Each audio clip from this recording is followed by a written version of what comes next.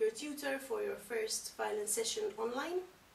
Today we will be talking about some general information about the violin and the bow, as well as the posture, how to hold the violin and how to hold the bow. You might think that's pretty simple, and it sounds simple, but I can assure you it's not that simple. If you speak to some violinists, they'll tell you that it's quite complex actually, but we'll get there. So I'm sure you've bought your violins already, so open the violin and try and follow the session with me. We'll start with some general information. So this is the violin. It's the smallest one of a family of 4. It's called the violin family. They all have the same shape, but they get bigger and bigger. This is the smallest one, it's the violin. A few inches larger would be the viola. And then we'd have the violoncello, which you have to play sitting down because it's quite large. It's also known as the cello or the cello. And then the biggest one, which you'd have to play standing up, it would be the double bass. Now, the violin family is part of the stringed family. Why? Because they all have strings. The string family, particularly the violin family, would need the bow to be played with. So there we have this instrument, which is made up of wood. There are some 70 pieces of wood there, all stuck together with glue. Just glue, nothing else. There's no nails, no screws, nothing that's made of metal. Why? Because the vibrations of the sound are vibrating through the wood, and anything made of metal in that wood would interfere with the sound. If you look very well at the violin, you'd find that there are the strings, and you might say, well, but they look like they're made of metal. We'll be talking about that later. There you have those 2, you might have just 1, you might have 3 or 4, it depends. They also are made of metal. Those are the adjusters, but we'll speak about that later. Those are just accessories, they're not part of the violin itself. Okay, so let's have a look at this thing.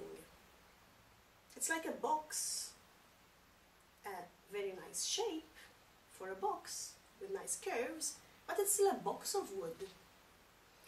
If you have a look at the history of such instruments, you'd see that in ancient times there used to be a cigar box. It was an instrument that was called a cigar box because the body was literally a cigar box. It had the shape of a cigar box. Anyway, this nice shape has air inside it. There are these 2 holes there that let the air vibrations come out. And that is how the sound travels from inside there to our ears. If you think of a guitar, it's the same. There's still a box with a nice shape. The hole is round on a guitar, but that's where the sound comes out from. Okay, so let's see. There you have what we call the belly, like the tummy. But on the violin we call it a belly. On the back side, that piece of wood over there, all the shape around, is called the back. Now I said that there are 70 pieces of wood, and you might be counting. You'd say, but where on earth are they? There are loads of little pieces inside as well. If you look at the front and at the back, you'd see that it could be a light color, it could be darker in color, like this one over here. Doesn't make any difference. It's just wood. Normally it's maple or some other wood that the violin makers would decide is okay for sound. It's very interesting to note that once the tree is cut, it takes 10 years for that little piece of wood to dry out before a violin maker can start making the violin. You'd say, okay, with all this technology, how come they can't make it dry out faster? They found that through the process of trying to get it drier faster, what happens is that the wood will not be able to resonate that way. So it's still normal practice to leave it 10 years drying out. Obviously, if you leave it 20, 30, 40, 50 years, it would be even better. You've probably heard that old violins have a nicer sound than newer violins, and that's the reason why. So on the wood we have the varnish.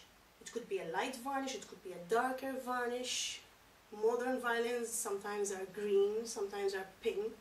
Obviously now we're going on the modern side.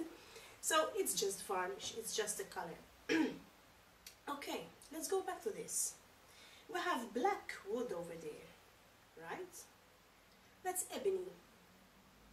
Ebony is a harder wood. It's normally black, and we have some parts over there that you can see are black. However, on the other violin, you'd see that these are reddish in color. Why?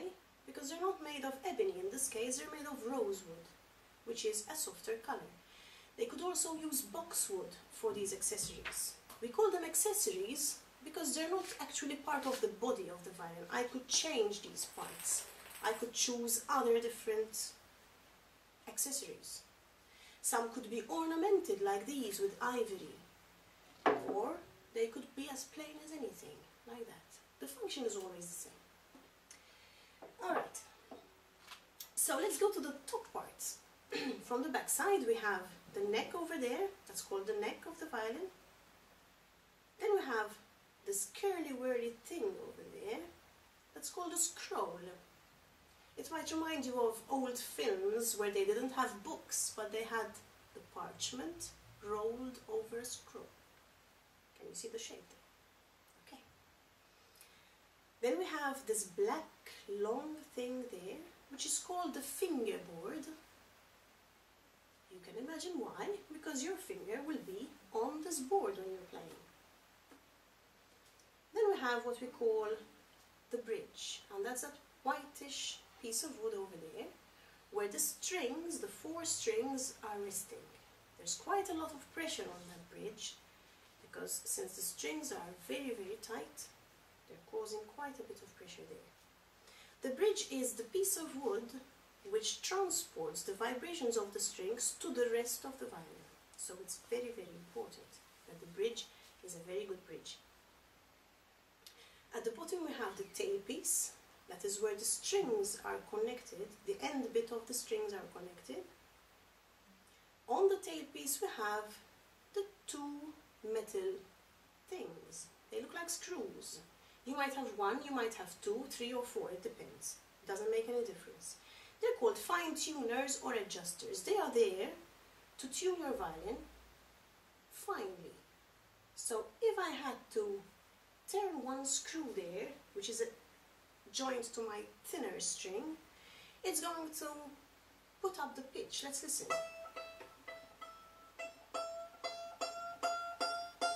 Okay, I've tightened the string, but I have to tighten quite a bit for there to be a difference in pitch.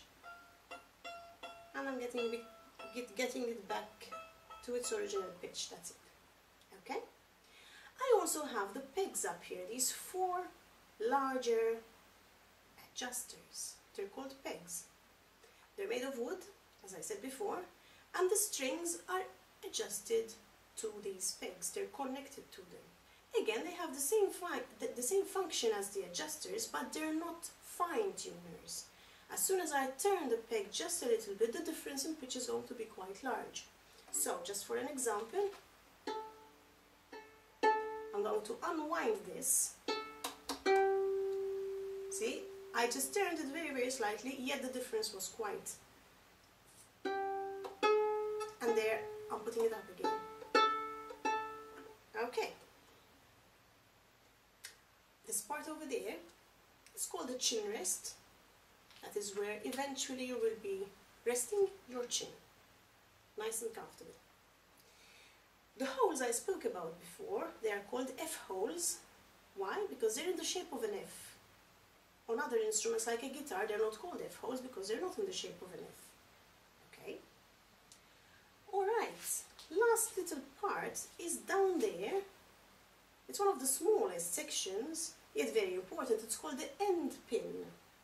The end pin is extremely important. Why? Because it's keeping the strings over the bridge tied to the tailpiece, and basically there's a wire, okay, that is keeping everything under the end pin.